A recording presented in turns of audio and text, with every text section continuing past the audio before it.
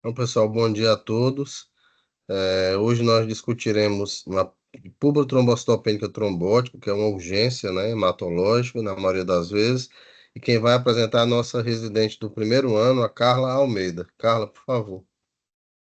Oi, gente, bom dia. Tá todo mundo me escutando? Sim, Pronto. Como o doutor Fernando falou, né, eu sou residente do primeiro ano de serviço da EMAT. E hoje a gente vai discutir um pouco sobre o curso da trombocitopênica trombótica. E é, a gente vai falar um pouquinho do diagnóstico, da fisiopatologia, e a gente vai fazer uma revisão sobre uma diretriz, né, que é a diretriz da ISTH, que é a Sociedade Internacional de Trombose e Hemostasia, certo?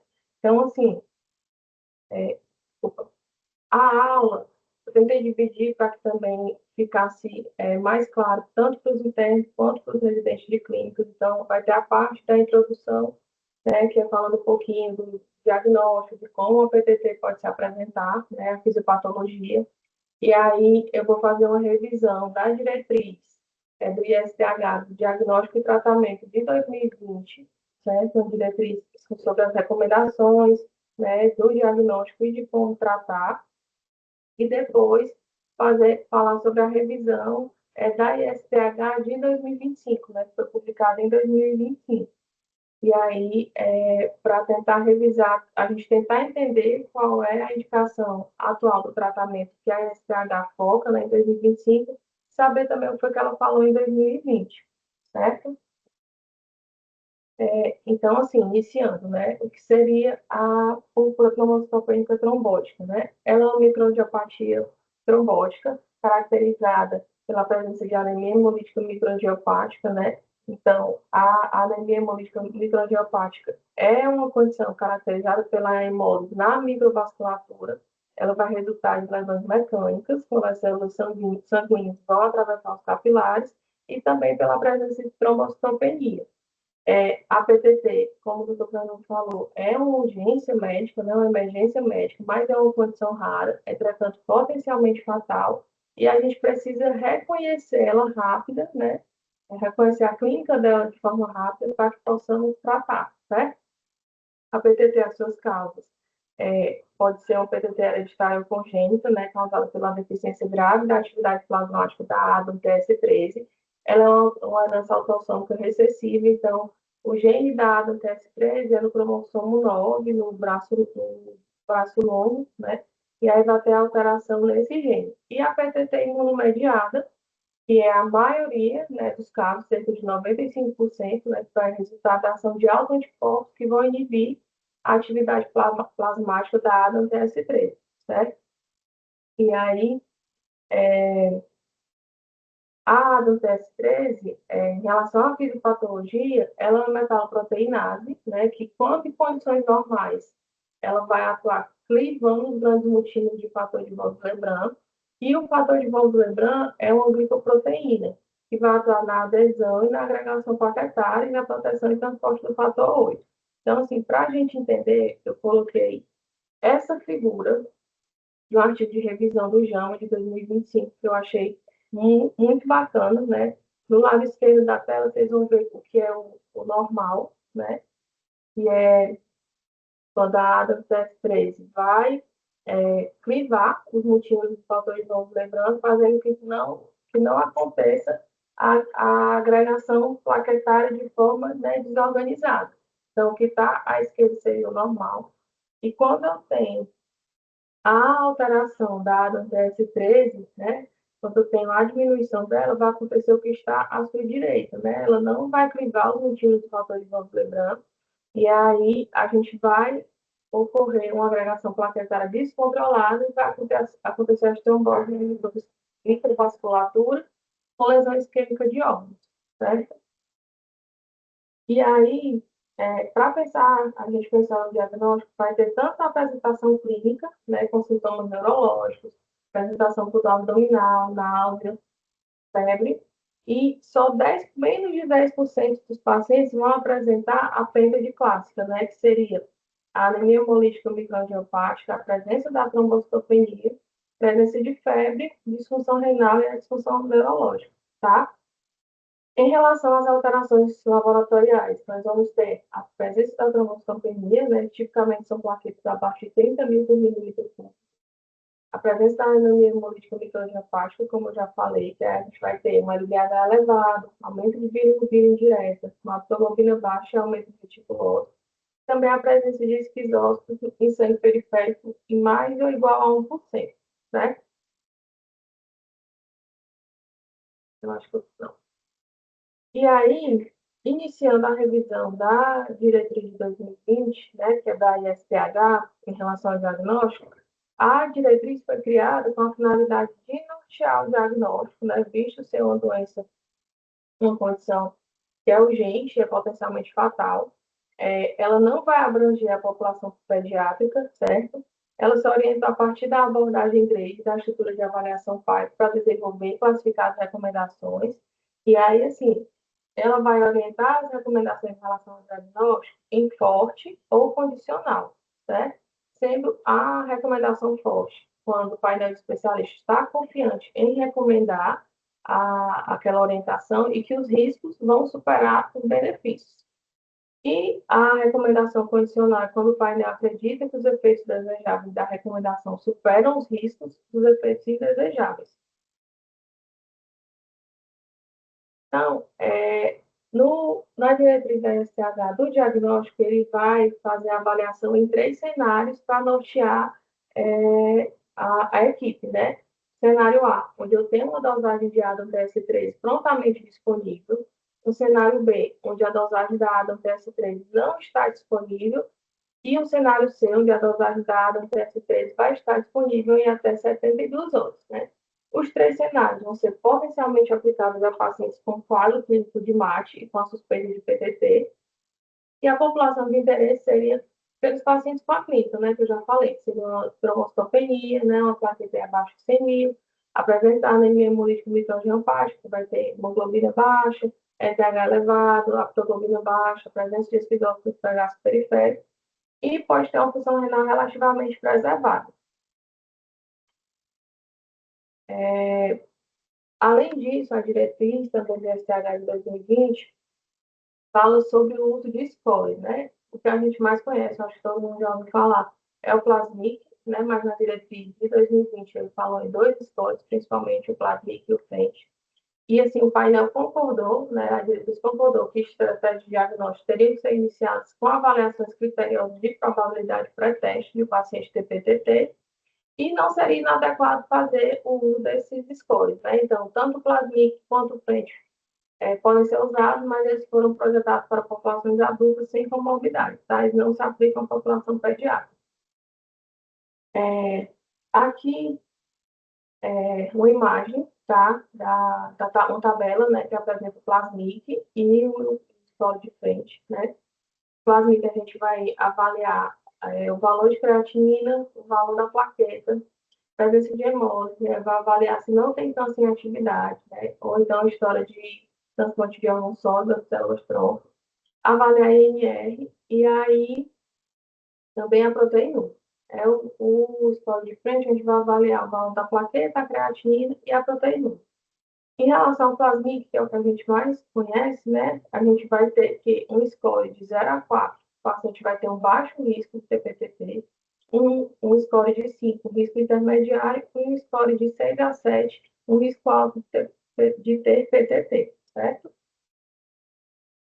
E aí, assim, antes de iniciar falando sobre o tratamento, na diretriz ele vai colocar principalmente 4 opções que a gente vai falar, né? Que é a plasmaférese, né? Que acho que todo mundo, todos os internos, todos os residentes clínicos já escutaram falar, né? Uso de corticoide, uso do rituximab, que é um anticorpo monoclonal anti-CD20, e uso de caprocizumab, que talvez para vocês seja, né, o que é mais novo, assim, né? Que é um anticorpo monoclonal humanizado que vai atuar impedindo a ligação do fator de von Willebrand com a plaqueta. E aí, assim, em relação ainda ao diagnóstico, né? A recomendação 1, ele fez 3 recomendações, né? Na STH de 2020 sobre o diagnóstico. A recomendação 1 é onde tem a dosagem ADAM-TS3 disponível prontamente. Então, fiz, por exemplo, tem um paciente que tem a clínica, tem a plaquetopenia, tem presente anemia hemolítica microangiopática, a gente vai. E eu tenho a ADAM TS3, a coleta disponível, né, a dosagem da ADAM TS3, a gente vai coletar a amostra, vai iniciar a plasmaférese e o corticoide, mesmo sem o resultado. Antes de sair o resultado, você já pode considerar a administração de capacizumab, posteriormente avaliar a dosagem do ADAM TS3 para continuidade ou não do capacizumab. E também considerar adicionar o rituximab, que é um anticorpo monoclonal CD20, se a atividade da ADAM TS13 tiver menor que 10 unidades por decilitro ou menor que 10%. A recomendação 2 é onde o acesso à dosagem de ADAM TS13 é até 72 doses e a probabilidade de PTT é baixa, intermediária. Então, a diretriz orienta coletar a amostra antes de iniciar a plasmaférese ou a utilização de qualquer outro componente sanguíneo que poderia ser o plasma. Considerar a plasmaférese e o corticoide a partir da avaliação médica e da avaliação clínica do paciente. Não iniciar o capacizumab até o resultado da ADAM TS13 e com o resultado da ADAM TS13, né, se vier baixo, como a recomendação 1, considerar adicionar o capacizumab e o rituximab. A recomendação 3, em locais onde o acesso à dosagem da ADAM TS13 não é disponível, na nossa realidade talvez não seja a maioria dos casos, né? E aí, a diretriz da ISTH não orienta, né? O painel sugere que o tafasitamab não seja utilizado e é uma recomendação condicional. Como eu falei lá no início, né, o painel sugere duas recomendações, forte e a condicional, e essa terceira é uma recomendação condicional. E aí, em relação ao tratamento, já, né? O ISTH de 2020, ele fez 10 recomendações em relação ao tratamento, também níveis de evidência, né? Recomendação forte ou recomendação condicional. E aí ele vai falar tanto da PTT imunomediada quanto da PTT congênita, certo? E aí a recomendação 1 e 2 é em relação à PTT imunomediada com evento agudo. A primeira recomendação é em relação ao plasmaférese e corticoide. E aí a gente vai ter uma recomendação forte do uso de plasmaférese e corticoide, apesar dos níveis de evidência de certeza, os níveis de certeza serem baixos, mas a intervenção é recomendada porque a PTT é uma urgência, né? Potencialmente fatal, e o uso da plasmaférese e do corticoide pode reduzir a mortalidade e situações de risco de vida. Enquanto assim, né, pesando o risco e o benefício, os eventos adversos em relação ao uso agudo do corticoide em curto prazo não são graves. A recomendação 2 é em relação a adicionar o rituximab à estratégia de plasmaférese e corticoide. Eles colocam como uma recomendação condicional, porque os dados que vão fundamentar essa recomendação são de ensaios não randomizados, e o efeito primário do rituximab seria na prevenção de recaídas. Mas, entretanto, muitos pacientes com PDT imunomediado podem não apresentar recaída independente do uso do rituximab. A recomendação 3 e 4 é em relação à PTT imunomediada recaída, né? A recomendação 3 seria de plasmaférese e corticoide, seria uma recomendação forte, apesar de evidências baixas. Os benefícios são incertos, porém, potencialmente salvadores de vida devido à condição grave da PTT. E aí a recomendação 4 é uso de plasmaférese, corticoide e rituximab. É uma recomendação condicional de acordo com a diretriz. São dados escassos, com níveis de certeza baixos, e o rituximab parece ter um efeito benéfico na prevenção de recaída e diminuir o risco de recidiva, mas, como eu falei, é uma recomendação condicional pelos níveis de certeza dos dados. A recomendação 5 da ISTH em relação ao uso do capacizumab, né, que eu falei, é um anticorpo monoclonal humanizado que vai interferir na ligação do patogênio lembrando com a plaqueta. E aí eu tenho um PTT imunomediado num evento agudo. Né? O painel vai sugerir o uso do capacizumab com recomendação condicional, porque os dados que sugerem são de certeza moderada e de 2 ensaios clínicos randomizados. E aí os pacientes que receberam o capacizumab, eles vão apresentar uma redução clínica e estatisticamente significativa no número de exacerbações, mas eles apresentaram um número de recidivas após 30 dias ou mais da interrupção da plasmaférese. Então, isso quer dizer que, assim, o capacizumab, ele vai ser como se fosse um tratamento temporal. Ele não vai resolver a deficiência da área do T3. E ele ainda tem uma condição de considerar os efeitos hemorrágicos importantes do seu uso. A recomendação 6, né, é a população com mundo mediado em remissão, porém com baixa atividade plasmática dada TS13, sem sinais e sintomas clínicos. Né? A ISTH sugere o uso de rituximab para profilaxia. É uma recomendação condicional, com evidência de certeza muito baixa. Os dados não vão diferenciar se são pacientes que estão em primeira remissão ou das remissões subsequentes. Não parece afetar a sobrevida, e aí a diretriz coloca que a gente sempre tem que avaliar as questões práticas do uso, né? Custo, viabilidade do recurso e dos centros, né? O acesso àquela medicação. Então, assim, talvez para a gente aqui, na nossa realidade, a gente não conseguisse ter acesso ao rituximab tão fácil. A recomendação 7 é uma PTT imunomediada em remissão, e aí as duas opções seriam a infusão de plasma ou a observação do paciente visto estar em remissão. Ela é uma recomendação condicional, com evidências escassas e de certeza muito baixa. Então, o equilíbrio entre o benefício e o malefício da estratégia ainda não é claro. Vocês vão ver que na revisão da STH de 2025 mudou um pouco a recomendação em relação a essa recomendação 7, certo? E a recomendação hoje seria a púrpura trombocitopênica congênita em remissão, que ele sugere não usar o fator 8, né? E acho que é uma das poucas, acho que ou é essa ou duas, que ele fala em usar o fator 8, né? E ele não sugere usar, e sim observar a condição clínica do paciente. É uma recomendação condicional, pois pode existir uma variabilidade na concentração dada no T13. No fator 8, pode não surtir o efeito desejado. A recomendação 9, né, na pulpotrombocitopênica imunomediada na gravidez, né, pacientes gestantes com dosagem dada anti-S3 diminuída, porém sem sinais ou sintomas clínicos. O painel sugere um tratamento profilático, e aí na diretriz ele fala em imunossupressão, corticóide, e pacientes com dosagem de ADA anti-S3 menor que 30 unidades ou 30% do normal, é uma recomendação forte com nível de certeza muito baixo.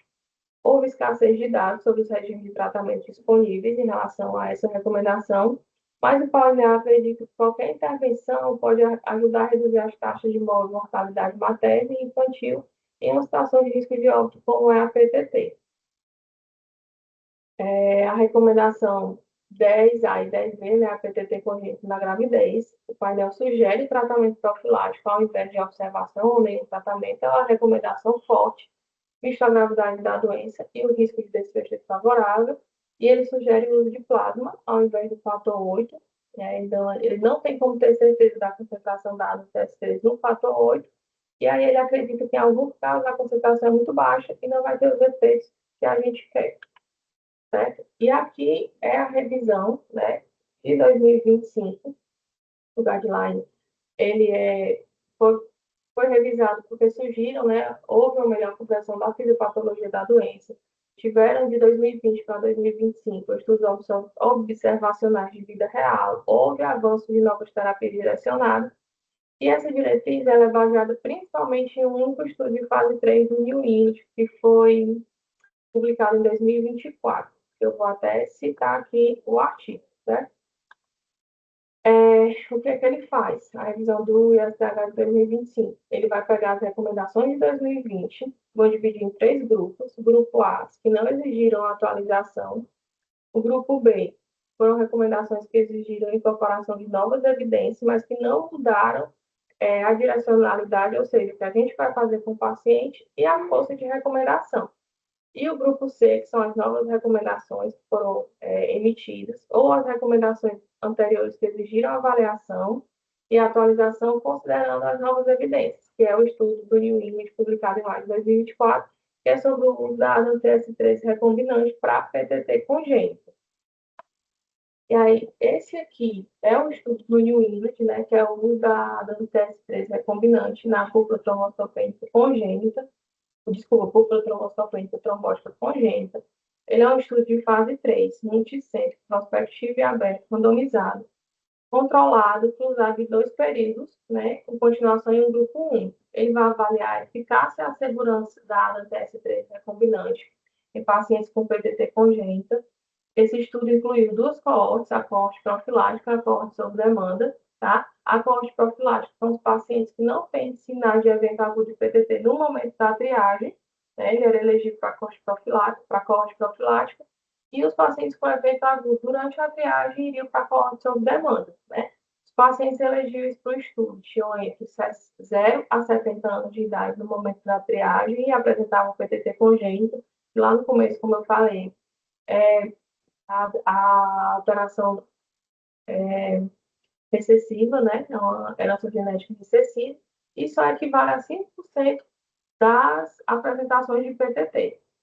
E aí os pacientes foram randomizados aleatoriamente, numa proporção de 1 para 1, para iniciar a antiacidez recombinante ou realizar a terapia padrão, que seria a infusão de plasma no hospital, certo? Os resultados desse estudo, né, o desfecho primário esperado, que seriam os eventos de PTT agudo entre os pacientes recebendo profilaxia com a ADAM-TS13 recombinante ou terapia padrão, né, o evento de PTT agudo seria caracterizado como uma diminuição na contagem de plaquetas em pelo menos 50% em relação ao valor basal ou menor que 100 mil por milímetros cúbicos, uma elevação do LDH, 2 vezes o limite superior normal ou 2 vezes o valor basal do paciente, e a segurança do estudo foi avaliada em termos de eventos adversos que começaram a piorar após a primeira dose do tratamento. Em relação à discussão, até 2023 não existia nenhum medicamento aprovado especificamente para profilaxia em pacientes com PTT congênita. A ADAM-TS13 recombinante foi aprovada pela FDA em 2023 como uma terapia profilática de reposição ou de reposição sob demanda em adultos e crianças com PTT congênita, né? Pacientes que receberam profilaxia com ADAM-TS13 recombinante não apresentaram evento agudo de PTT, atingiram aproximadamente 100% dos níveis normais de atividade da ADAM-TS13, e a trombocitopenia foi a manifestação de PTT mais frequentemente observada. A ADAM-TS13 recombinante pareceu apresentar um perfil de efeitos colaterais mais aceitável do que a terapia padrão, que é a infusão de plasma, e durante o estudo, a 2 pacientes, se não me engano, da coorte apresentaram reação transfusional, e os níveis mais elevados de atividade da ADAM-TS13 com a terapia recombinante do que com a terapia padrão no ensaio clínico podem, né, na prática, ajudar a expandir o acesso dos pacientes à profilaxia de longo prazo. E aí, em relação à revisão da ISTH, né, ela focou principalmente nesse estudo do New England, no manejo de pacientes com PTT congênita. Ela vai reafirmar as recomendações emitidas na diretriz da ISTH de 2020 para PTT imunomediado. Por isso que eu achei importante trazer as recomendações de 2020, porque realmente o que mudou foi em relação ao PTT congênita. E em relação ao estudo de fase 3 do New England, né, para o uso da ADAM-TS13 recombinante, a diretriz vai observar que não houve uma diferença significativa nos desfechos primários, como eventos de PTT agudo e mortalidade. Foram observadas diferenças em manifestações de PTT pré-especificadas, então na trombocitopenia, no aumento de LDH, aumento de creatinina, sintomas neurológicos e dose abdominal, e os níveis de atividade plasmática da ADAM-TS13 foram maiores, sustentados em níveis mais do que 10% da atividade em pacientes que receberam a ADAM-TS13 recombinante em relação aos que receberam a terapia padrão, que era o plasma. Em relação às recomendações, né? O grupo A, né, que não recebeu nenhuma atualização e foi mantido, foram as recomendações de 3, 4, 6, 9, 10A e 10B, que eu citei no início da aula. As recomendações 1, 2 e 5 receberam atualizações com novas evidências, mas sem mudança de direcionamento, então ela vai se encaixar no grupo B. E a recomendação 7 e 8, que é em relação à PTT congênita, né, a diretriz da ISTH agora recomenda o uso de plasma ou da ADAM-TS13 recombinante, então ela vai se encaixar no grupo C. E aí, aqui, a ISTH traz esse fluxo, né, quando eu tenho um paciente com PTT congênita em remissão, aí eu vou avaliar se eu tenho possibilidade de ter a ADAM-TS13 com profilaxia. Se tiver, ele orienta a fazer, né, que seria a recomendação 8B. Se não tiver, discutir com o paciente a opção de fazer o plasma, né? E aí seria uma recomendação condicional, e no contexto de relembrar a orientação da STH de 2020, ele falava, inclusive, em observar, já que o paciente estava é um PTT congênito em remissão, mas agora ele orienta a discutir com o paciente a realização do plasma, né? Não tendo a ADAM TS13 acompanhante com profilaxia. É.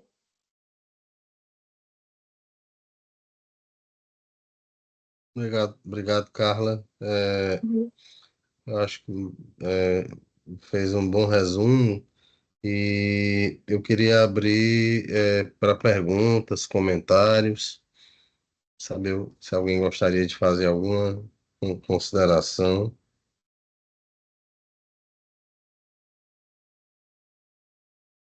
Eu queria até conversar, pessoal, fazendo um comentário muito mais sobre o diagnóstico, né? Eu acho que, principalmente considerando os internos, os residentes de clínica, é uma patologia que a gente precisa pensar que ela existe, porque elas chegam nas emergências, né? E o primeiro caso de PTT que eu vi na vida, na década de 90, era uma paciente com lúpus e que era considerada psiquiátrica. Na verdade, ela fazia microangiopatia. Então, e daí para cá, muita coisa mudou e hoje a gente tem esses guidelines bem estabelecidos, entende melhor a fisiopatologia, né? Naquela ocasião, ainda havia muita dúvida entre o que era PTT e cinemolítica urêmica. Então, é muito importante na questão do diagnóstico, que começa pela presença dos esquizócitos no sangue periférico. Então, o hemograma precisa ser bem feito, precisa ser examinada as hemácias, né? Habitualmente, quando você tem microangiopatia, esse número de esquizócitos no sangue periférico é bastante elevado. Eventualmente, eu vejo as pessoas pedindo para contar esquizócitos e ver o percentual. Mas assim, é uma coisa meio que não tem uma regra muito importante mesmo é que quando tem, você vê claramente, e isso o percentual é muito mais do que 30, 40% do que a gente tem habitualmente. Isso não é normal.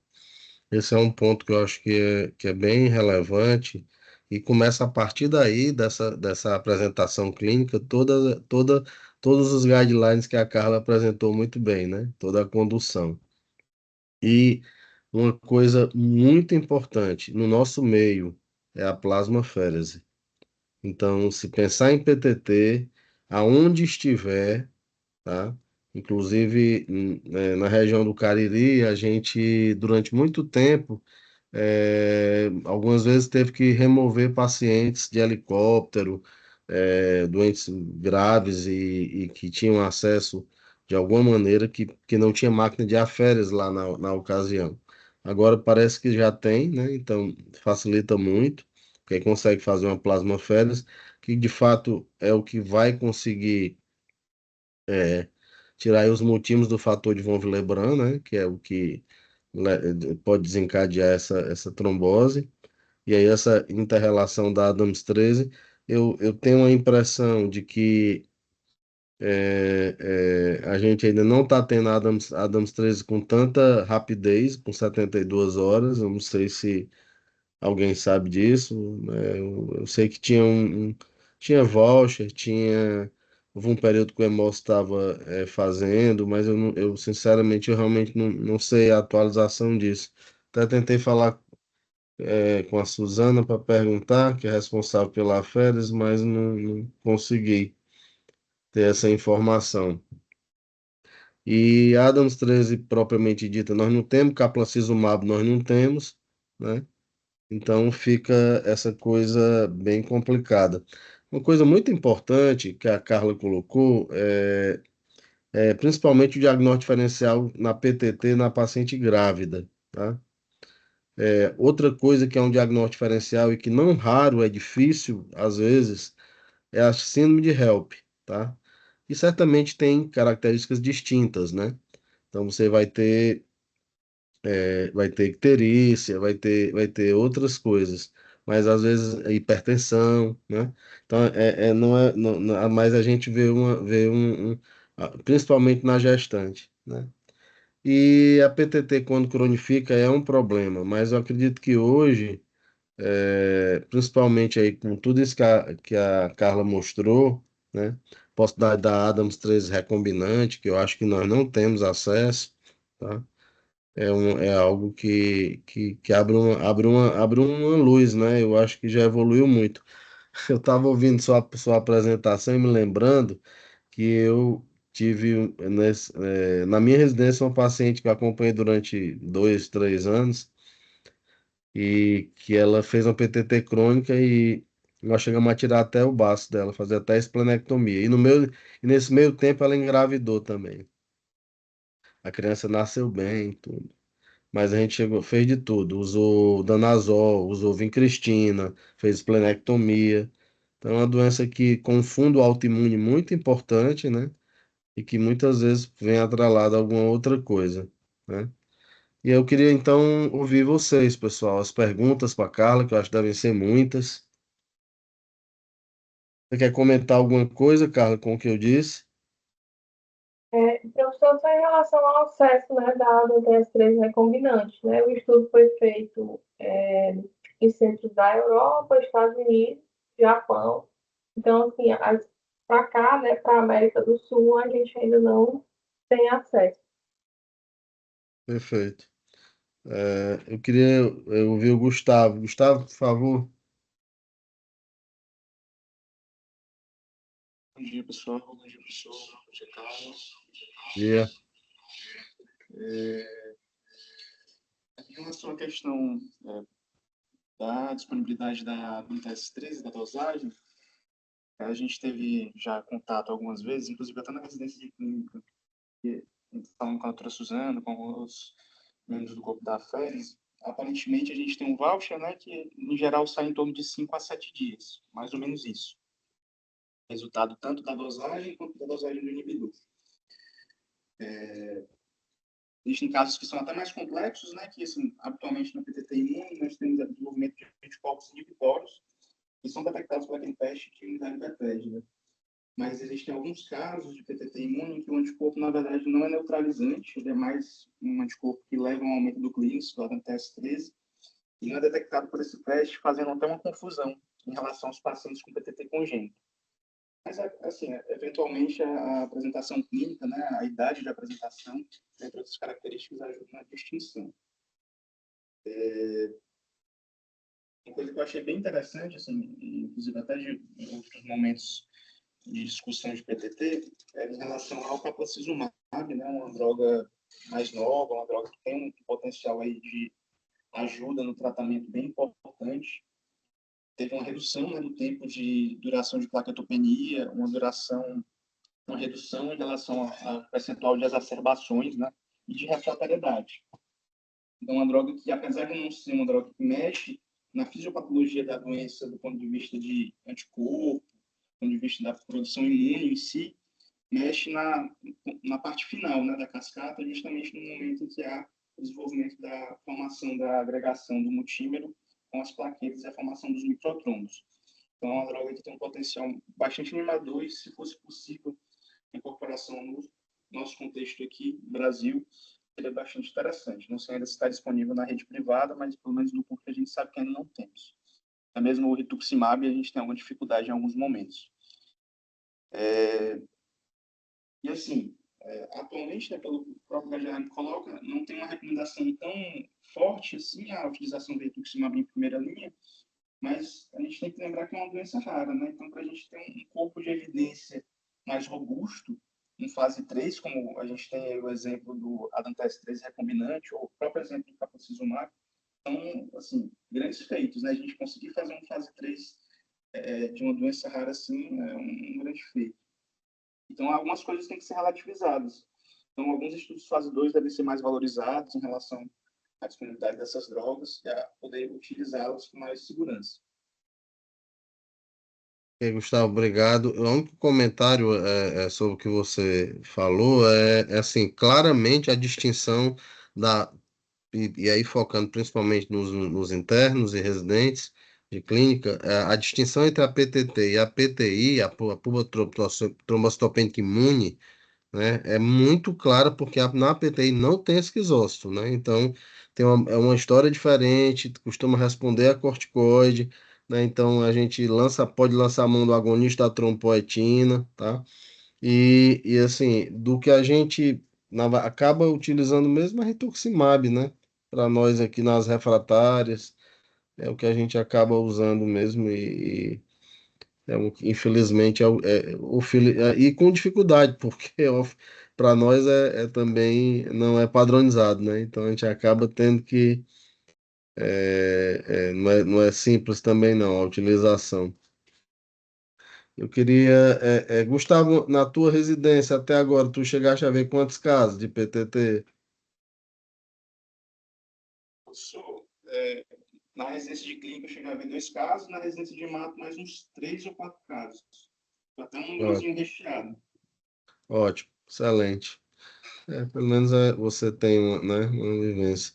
Eu queria ouvir a Lindiane. Bom dia, Lindiane. Perguntas, Bom dia, dúvidas? O que é que você achou da aula? bom dia, professor. Bom Inicialmente, dia. eu queria parabenizar a aula da Carla. Eu acho que foi bem abordada, foi sucinto do ponto de vista das recomendações quando a gente tem essa revisão de 2025.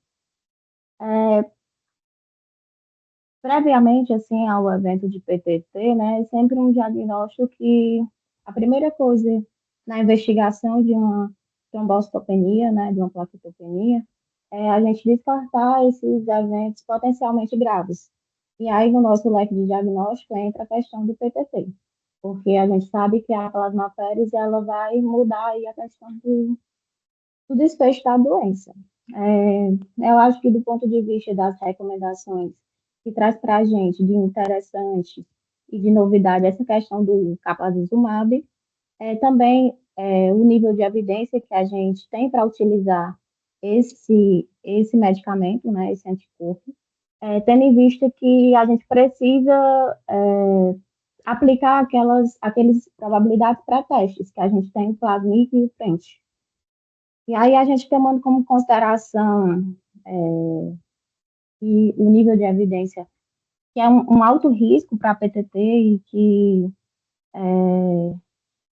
a gente tem disponível no sistema, a gente poderia utilizar, e aí entra também a questão do corticoide, do rituximab para prevenir a recaída. Eu também achei interessante, e na verdade eu queria mais que tirar uma dúvida, porque na PTT a gente tem aqueles eventos trombóticos, como o AVE isquêmico, a questão do infarto agudo do miocárdio, a questão da antiagregação plaquetária nessas condições. Certo. Ok, obrigado, Lindiane. Carla, por favor, Amanda, por favor, gostaria de ouvi-la.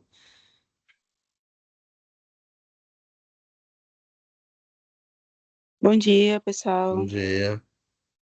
Parabéns à aula da Carla. Eu acho que foi muito ilustrativa, né? Um tema complexo. Eu consegui trazer de forma bem objetiva. E sobre PTT, eu não vi tantos casos, né? Assim, mas os poucos casos que eu vi foram bastante emblemáticos, assim, foram que ficaram bastante assim na minha memória, né? Na residência. E eu acho que a maior mensagem que ficou para mim aplicando assim a aula para a nossa realidade, é a são pacientes que muitas vezes vão ter ali sintomas bem específicos, né, assim, no primeiro momento. E os pacientes que eu vi foram pacientes que buscaram a emergência até várias vezes, né, considerando que é uma doença potencialmente muito grave. E demoraram, assim, mais do que o ideal, até chegar no serviço de referência que pudesse ter o os instrumentos necessários, né, para fornecer o tratamento adequado. E só foi possível porque, em algum momento dessas visitas, né, da emergência, alguém lembrou que existia, né, esse diagnóstico diferencial, alguém lembrou que poderia ter ali uma suspeição no caso, e esses pacientes foram salvos, né, por conta dessa suspeita. Pela nossa dificuldade de acesso aos métodos diagnósticos assim mais fiéis, né? O que a gente precisa mesmo aplicar na nossa vivência é a suspeição clínica. O manejo, por a gente ter uma equipe bem especializada, né? A gente consegue o contato das pessoas que dão orientações, né? Conseguem dar ali um direcionamento, como é que a gente consegue plasmaférese, como é que consegue ali rituximab, nos casos necessários. A parte do manejo, eu acho que nós temos um bom suporte, né? Em qualquer local que a gente esteja, assim, a gente consegue contato até breve, né? Com as pessoas do hemócio no geral, né? Mas não vai ser possível fazer esse contato se você não suspeitar, né? E foram pacientes, dos que eu vi, pelo menos, que chama atenção, né? Assim, a, a demora, né? Na suspeição. Isso é uma coisa muito diferencial para o prognóstico. Que, infelizmente, até o momento da minha residência, foi mais na residência de clínica, né? Que eu vi. A gente não tinha tanto acesso, não. Eu nem lembro de ter esse voucher, não, na época. Então, acredito que seja uma coisa que esteja pelo menos em evolução, né? O acesso ao exame. Obrigado, Amanda. Eu acho que assim, você colocou um ponto muito importante que eu já tinha abordado inicialmente. Tem que pensar no diagnóstico, se pensar, precisa dar um jeito de examinar o sangue periférico, é a lâmina do hemograma que você vai olhar se tem esquizócito. E algumas vezes uma das preocupações é que esses pacientes entram e são considerados como doentes que tiveram um acidente vascular cerebral, alguma coisa assim. E, na verdade, se não se pensar nessa possibilidade, porque às vezes o que acontece é que o pessoal do laboratório descreve que tem muita esquizose, né? Então, é o que faz, às vezes, a gente pensar numa. Eu estou sempre pensando numa emergência mais comum que é por onde esses doentes possam entrar, tá? Com todo o aparato mesmo um atendimento de urgência não especializado, né? Então, e aí, de fato, se suspeitar, eu acho que vale sempre a pena contactar a equipe de aférias aí do Hemose, é um pessoal extremamente acessível, né? É um grupo que realmente é muito. Eles estão sempre muito preocupados em atender esses doentes. Então, isso é importante. Lisiane, por favor, gostaria de ouvi-la. Olá, bom dia. Dia. Primeiramente, parabenizar a Carla, né? Foi muito boa a apresentação, assim, de forma bem sucinta, né? Com as recomendações desse TH. Que nem os meus colegas comentaram, na clínica também eu vi poucos pacientes, eu acho que só ouvi dois pacientes com PTT, e uma delas era um PTT secundário e uma neoplasia. Eu lembro que foi até bem caótico, foi na Santa Casa, né? Na Santa Casa a gente tem recursos bem limitados, a gente conseguiu diagnosticar a paciente, mas infelizmente a gente não conseguiu transferir para Fortaleza, até por conta da causa, né? Que não era primária, era secundária. Então, o prognóstico já era bem mais ruim pelo fato de ser secundário. Mas já nesse contexto, a gente percebeu quão difícil, apesar de a gente ter dado o diagnóstico, é difícil de conseguir transferir a paciente aqui para Fortaleza. Lá em Sobral, a gente tentou, não lembro se a gente tentou contato com a Hemose, mas, assim, em relação até o transporte com o SAMU é difícil. Às vezes até indicado pelo pessoal aqui de Fortaleza, mas é difícil o transporte do paciente de lá para cá. E em relação a DANS 13, pior ainda, né? A gente a gente nem pensa nem como coletar a questão do exame. Isso que Sobral é uma cidade que é grande, a gente tem muitos pacientes hematológicos, mas lá no Hemócio não tem aférese.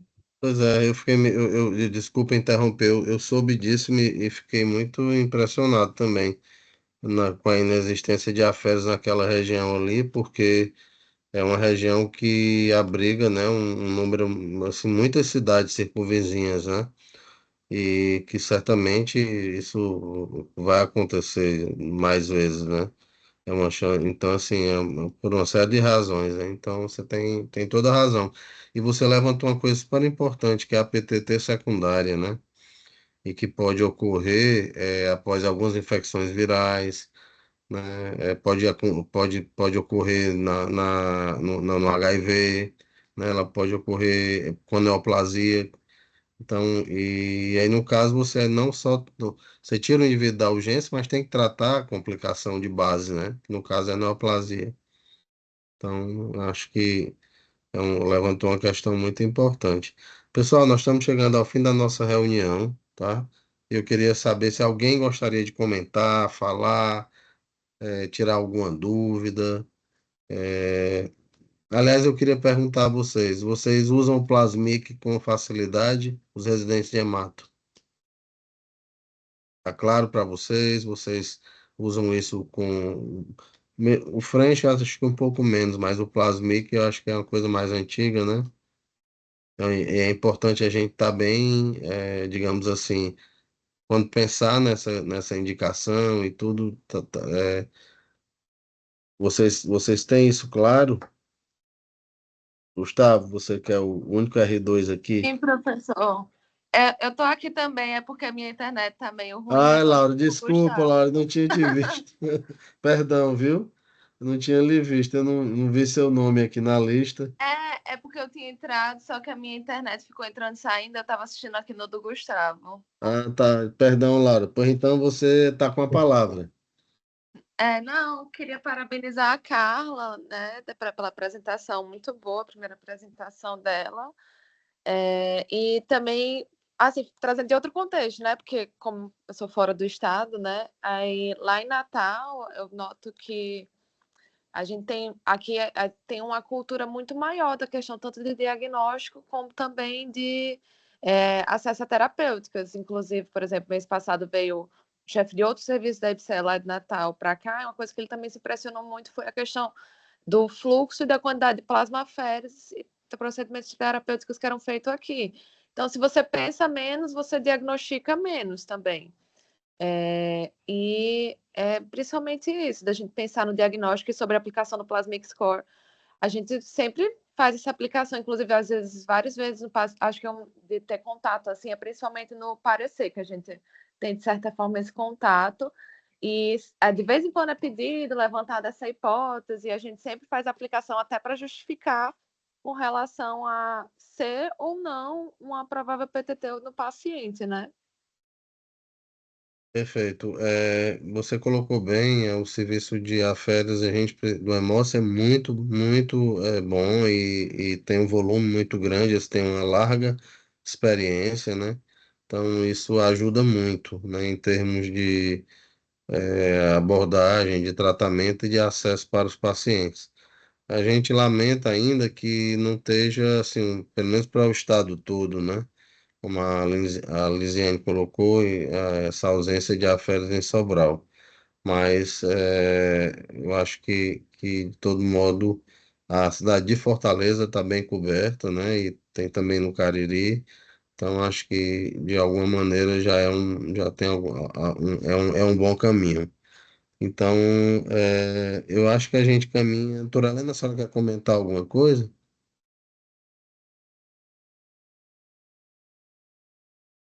Fernando, eu queria dizer que eu fico muito. Primeiro, parabenizar a Carla, que apresentou com tanta suavidade. Mas a gente tinha medo de PTT, sabe? Imagina uma PTT aí na década de 80. E o que você tinha era. Agora, a gente ia para o microscópio e via aquela confusão de esquizosso, de resto celular. Aí ia para o livro estudar, ia ver o que era. Plasmaféreas você não tinha aí, o hemócio não existia ainda. Eu morria de medo de PTT. Eu tinha medo da doença, do doente, da doença. Do doente não, mas da doença. Então, eu fico muito feliz que tenha toda essa discussão com os estudantes, com os residentes, e ouvir as opiniões, porque eu percebo o quanto eles são mais bem formados, né? Formados e informados. Eu É me porque o lembro que o pro... primeiro pavor de PTT, da PTT que nós tivemos aqui era doutor Murilo e eu. E olha que o doutor Murilo vinha dos Estados Unidos, de Rabi, as coisas, né? E eu vinha ali de São Paulo, mas lá também não era essa facilidade tão grande, não. Depois, Então, em Paris, lá no São Luís, eu vi uma PTT, mas estava todo mundo tranquilo, né? Ninguém estava apavorado, só eu. mas tinha férias nessa época já lá, doutora Ana, em Paris? Em Paris tinha. Tinha. Tinha. Porque Porque, a férias ela começou mais ou menos no começo de 50, sabe? Da década de 50, 52, 55, por aí. Então porque tinha, na, quer dizer, não era, porque lá ele tinha um serviço muito. Quer dizer, não era nem no próprio São Luís, sabe? Tinha que levar o doente lá para o centro, porque não é a transfusão lá, ou digamos assim, o banco de sangue não é no próprio hospital. porque assim, o capítulo da microangiopatia, né, que é um capítulo belíssimo da hematologia, ele tem todas essas diferenças, inclusive da síndrome hemolítica urêmica, né, mais em criança, mais comprometimento renal, inclusive a síndrome hemolítica urêmica atípica hoje, né, que pode ocorrer, é rara, mas pode ocorrer, e aí tem toda a discussão de novas drogas, né, principalmente Uhum, ravalizumab, né, a microangiopatia pós-transplante, né, também pode uhum, ocorrer, e na maioria das vezes, no nosso caso de transplante de medula associada à ciclosporina, a gente suspende a ciclosporina, a gente não pode esquecer das drogas, tá? A gente não comentou, mas a gente tem drogas que desencadeiam também, né, principalmente síndrome hemolítica urêmica. Então, microangiopatia, melhor dizendo. E, e eu acho que isso é um capítulo realmente muito importante que evoluiu muito. E a gente pegou muito, um pouco a transição, né, Turaleno, década de 80, 90 e os anos é, 2000 e agora é. chegando aí em É porque, meados dos... inclusive, eu acho que se começou a fazer também, Fernando, os que tinham Guillain-Barré, né? Sim, sim, sim. Até para macroglobulinemia também indicava. É. A gente, durante um tempo, né, inclusive é interessante que a gente comente, a plasmaférese era assim uma panaceia, né? Depois foi que foi Uhum, ficando seletiva e vendo os níveis de indicação, que alguns casos que a gente fazia não era o ideal, e aí começou-se a tirar. É o processo, né, de evolução da medicina mesmo e é, a melhoria, né, do conhecimento. Então, é natural que isso aconteça e é bom que aconteça, né? É dinâmico isso. Então, nós estamos chegando ao final. Queria parabenizar mais uma vez a Carla pela apresentação. Desejar a todos uma boa, um bom resto de semana e até a próxima quarta-feira. Estaremos aqui. Um abraço. Tchau para vocês. Obrigado. Tchau, bom dia. Bom dia. Tchau, tchau.